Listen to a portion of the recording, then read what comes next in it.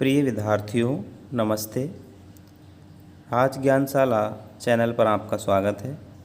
आज हम कक्षा 9 क्षितिज भाग 1 के काव्यखंड से केदारनाथ जी अग्रवाल की कविता चंद्रगहना से लौटती बेर का अध्ययन करेंगे।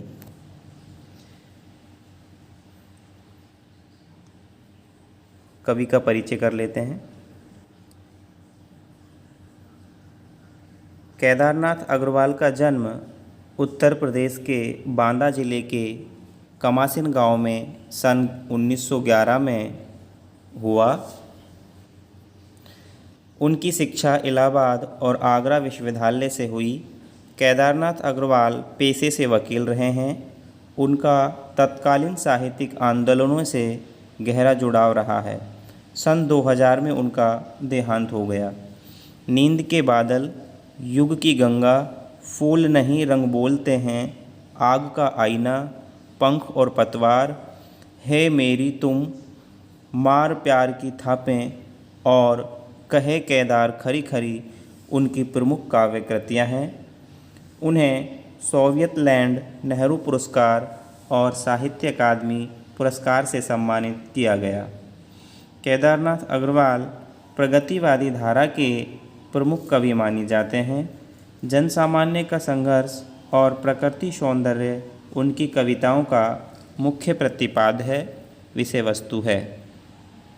उनके यहाँ प्रकृति का यथार्थवादी रूप व्यक्त हुआ है, जिसमें शब्दों का सौंदर्य है, ध्वनियों की धारा है और है स्थापत्य की कला। संगीतात्मकता उनके काव्य की एक अन्यतम विशेषता है। बुंदेलखंडी समाज का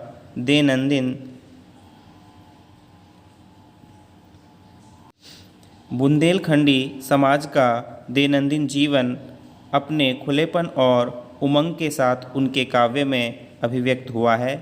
केदार कविता की भाषा को लोक भाषा के निकट लाते हैं और ग्रामीण जीवन से जुड़े बिंबों को आत्मीयता के साथ प्रस्तुत करते हैं।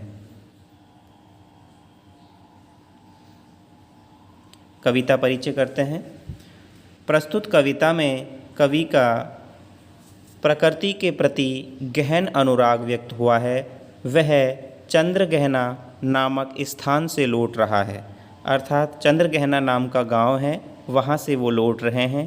लौटते हुए उनके किसान मन को खेत खलियान एवं उनका प्राकृतिक परिवेश सहज आकर्षित कर लेता है।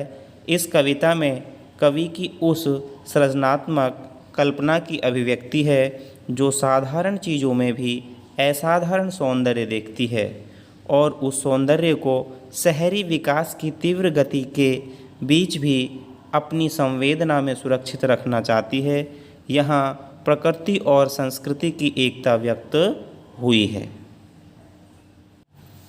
आइए कविता पाठ करते हैं।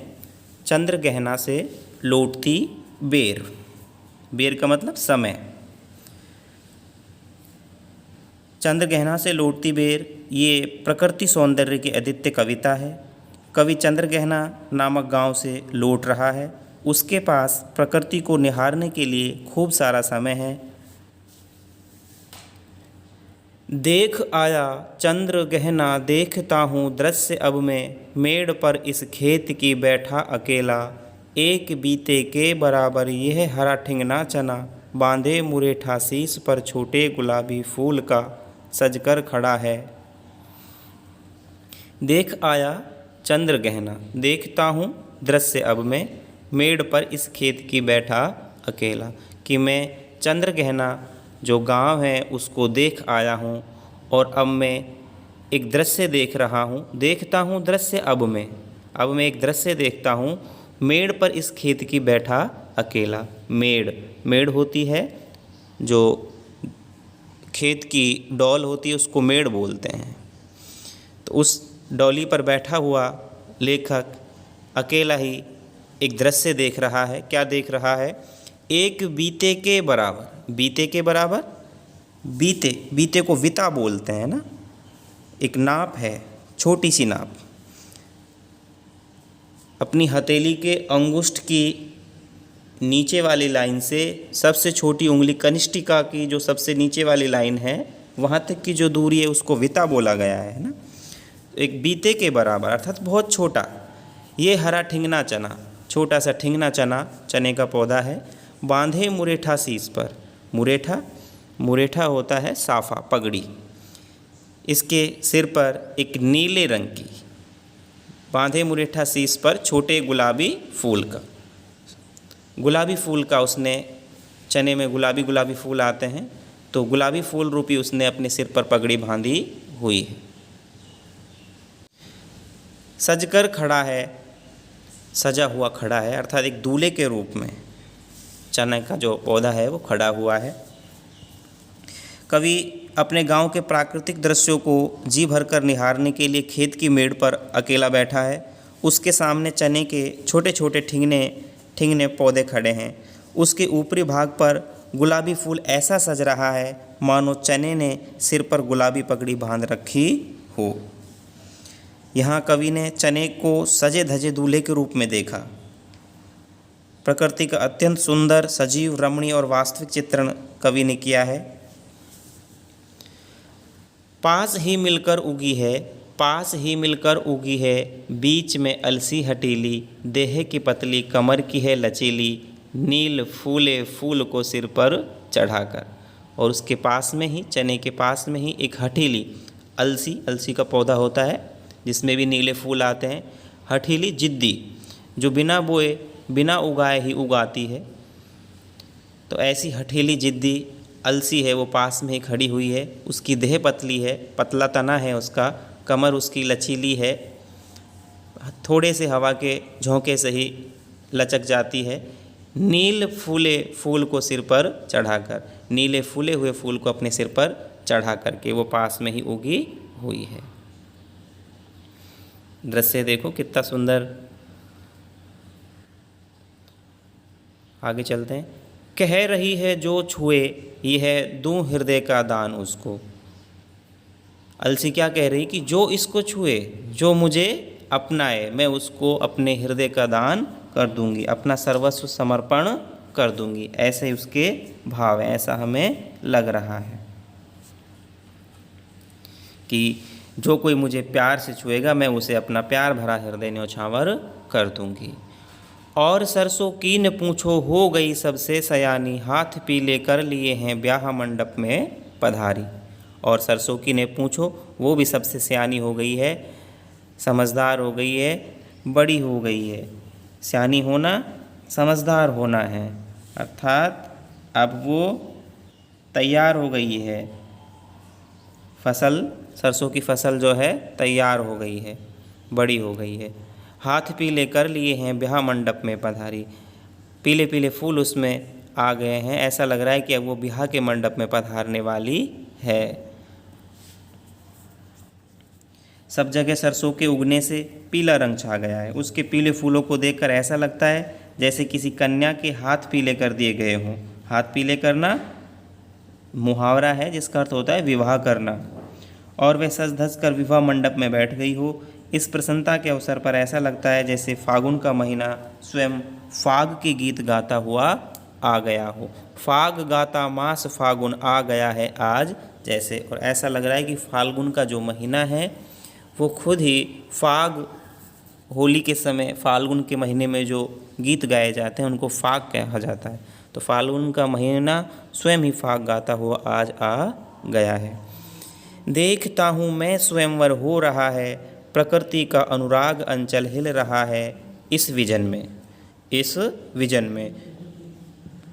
देखता हूँ मैं स्वयंवर हो रहा है, प्रकृति का अनुराग अंचल हिल रहा है इस विजन में। दूर व्यापारिक नगर से प्रेम की प्रिय भूमि उपजाऊ अधिक है। प्रेम की प्रिय भूमि उपजाऊ अधिक है।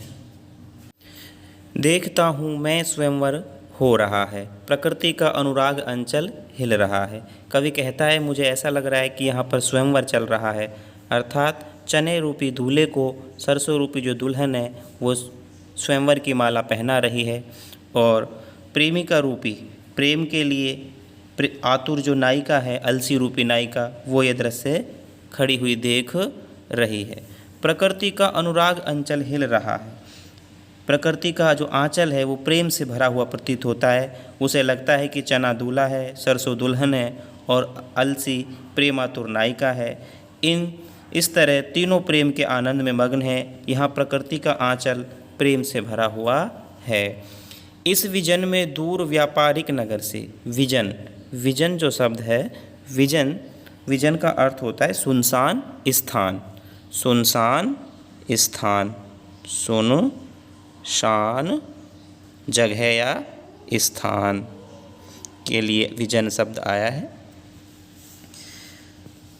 इस विजन में दूर व्यापारिक नगर से, व्यापार के नगर से दूर प्रेम की प्रिय भूमि उपजाऊ अधिक है। ये प्रेम से भरी हुई जो भूमि है बहुत अधिक उपजाऊ है। और पैरों के तले है एक पोखर, और पैरों के किनारे एक पोखर है, तालाब है। उठ रही इसमें लहरियाँ, इसमें लहरें उठ रही हैं। नील तल में जो उगी है घास भूरी, ले रही वह भी लहरियाँ।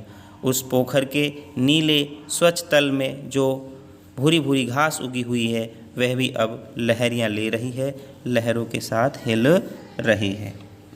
अर्थात नगरों के चहल पहल, इस विजन में दूर व्यापारिक नगर से, नगरों के चहल पहल और भीड़ भाड़ और शोर शराबे के जीवन में कितना स्वार्थ भरा हुआ है। उसमें आपसी पारस्परिक प्रेम की कमी है। उस नगरीय जीवन की तुलना में प्रकृति का ये जो प्रेम से भरा हुआ शांत वातावरण है विजन, सुनसान जो स्थान है, ये है मनुष्य के हृदय में प्रेम भाव और मधुर कल्पनाएं जगाने में सामर्थ है। एक छोटे से तालाब में प्रेम की प्रिय भूमि उपजाऊ अधिक है, और पैरों के तले है एक पोखर, और पैरों के तले जो एक पोखर है, तालाब है, उसमें लहरें उठ रही हैं। एक छोटे से तालाब के जल में उठने वाली लहरों से घास में भी हलचल हो रही है, और वह ऐसी हिल रही है जैसे वह भी जल के साथ लहरा ले रही हो। तालाब के पानी पर, आगे देखते हैं। एक चांदी का बड़ा सा गोल खंबा आँख को है चकमकाता है, कई पत्थर किनारे पी रहे चुपचाप पानी, प्यास जाने कब बुझेगी, चुप खड़ा बगुला डुबाए टांग जल में, देखते ही मीन चंचल ध्यान निंद्रा त्यागता है। एक चांदी का बड़ा सा गोल खंबा आँख को है चकमकाता, चकमकाता चौंधियाता, चांदी का बड़ा सा गोल खंबा। यहाँ सूर्य का प्रकाश जो तालाब पर पड़ रहा है उसे चांदी के खंबे से उपमित किया गया है, तुलना उसकी की गई है। तालाब के पानी पर जब सूर्य का प्रतिबिंब पड़ता है तो उसका आकार लंबा और रंग में सफ़ेद होने के कारण एक चांदी के गोल खंबे के समान वो दिखाई पड़ता है। आँख को है चकमकाता, वह हमारी आँखों को चौंधिया देता है, चकमका देता है जब हम उस पर नज़र डालते हैं। कई पत्थर किनारे पी रहे चुपचाप पानी, और उस तालाब के किनारे पर कई पत्थर पड़े हुए हैं। उन्हें देखकर ऐसा लगता है मानो ये पत्थर रूपी प्यासे शिशु बालक चुपचाप पानी पी रहे हैं। प्यास जाने कब बुझेगी, और पता नहीं इनकी प्यास कब बुझेगी। चुप खड़ा बगुला डुबोए टांग जल में, और पास में ही चुपचाप ध्यान मग्न जो बगुला है जल में टांग डुबोए, देखते ही मीन चंचल ध्यान निंद्रा त्यागता है। जब उसको चंचल मीन मछली दिखाई देती है तो उसको झपट लेता है, उसकी ध्यान निंद्रा टूट जाती है, वो अपनी ध्यान निंद्रा को त्याग देता है। आगे चलते हैं। चट दबाकर चोंच में नीचे गले के डालता है, और वो मीन को, मछली को चट से बहुत जल्दी से अपनी चोंच में दबा करके और गले के अंदर डाल देता है। एक काले माथ वाली चतुर चिड़िया श्वेत पंखों के झपाटे मार फौरन टूट पड़ती है भरे जल के हृदय पर। और एक काले माथे वाली जो चतुर चिड़िया है, एक काले माथ वाली चतुर चिड़िया श्वेत पंखों के झपाटे मार फौरन टूट पड़ती है भरे जल के हृदय पर। एक उजली चटुल मछली चोंच पीली में दबाकर दूर उड़ती है गगन में। एक काले माथे वाली जो चतुर चिड़िया है वह अपने सफ़ेद पंखों की सहायता से झपट्टा मार करके तालाब के जल से मछली को पानी में तैरती हुई मछली को अपनी पीली चोंच में दबाकर दूर आकाश में उड़ जाती है। ओ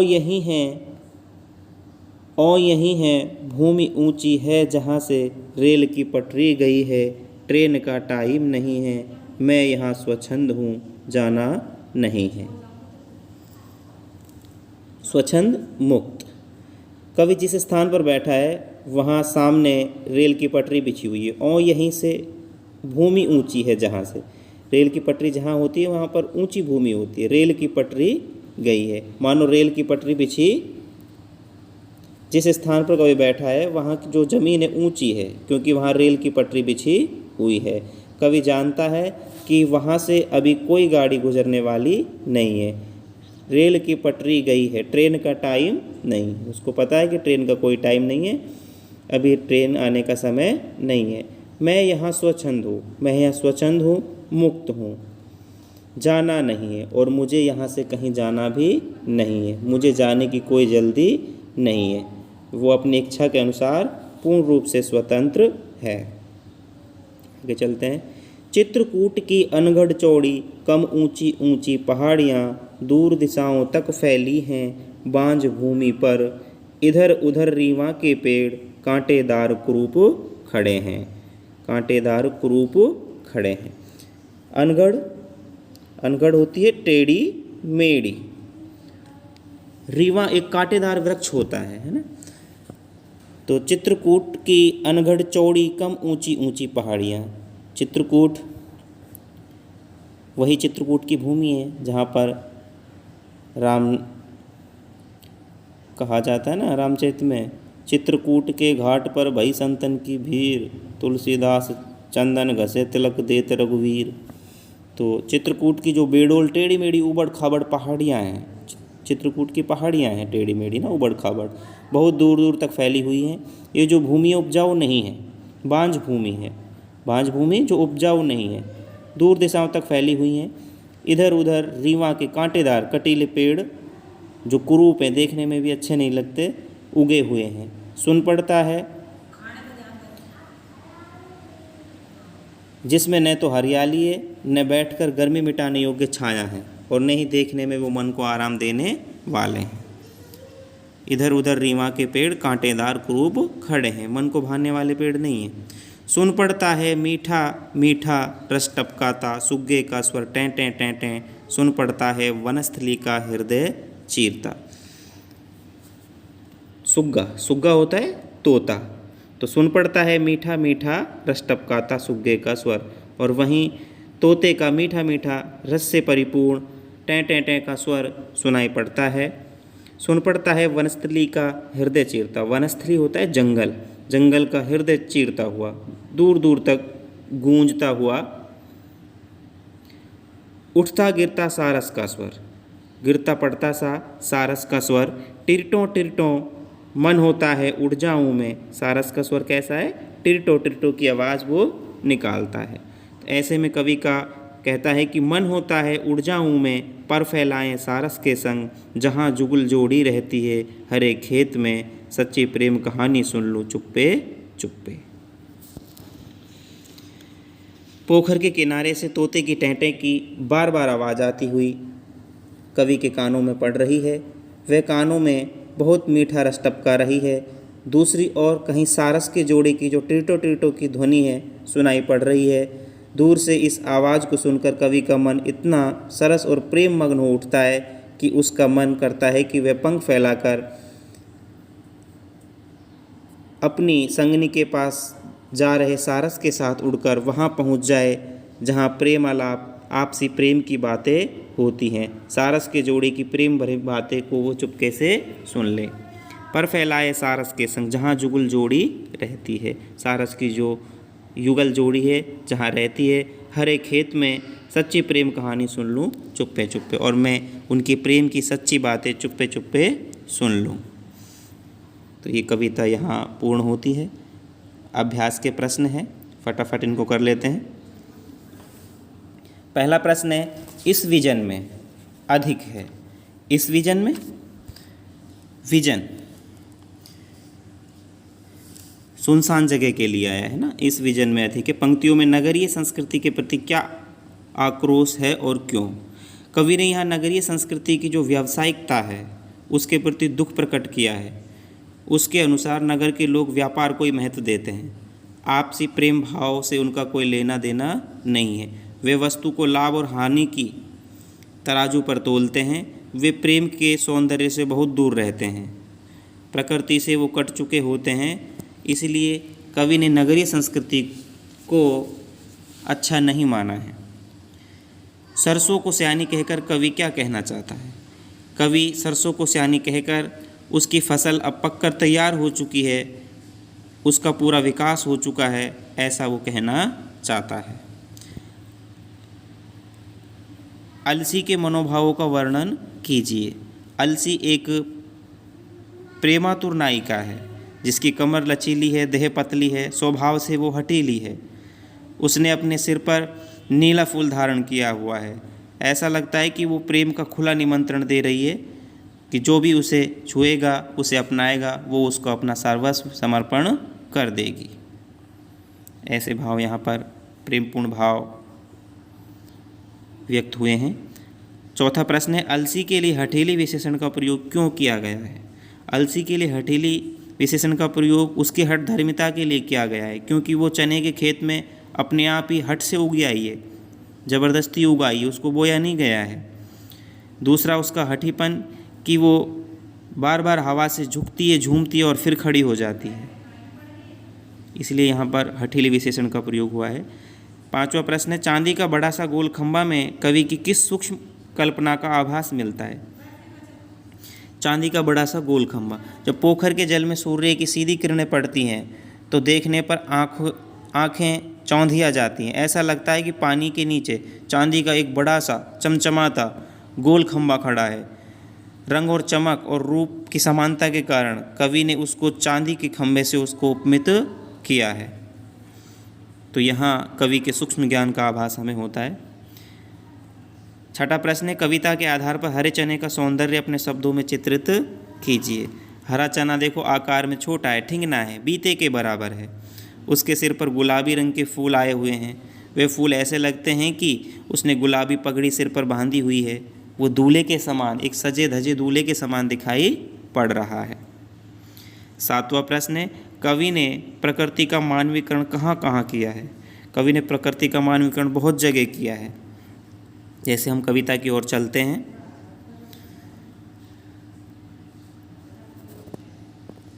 ऊपर से लेकर आते हैं।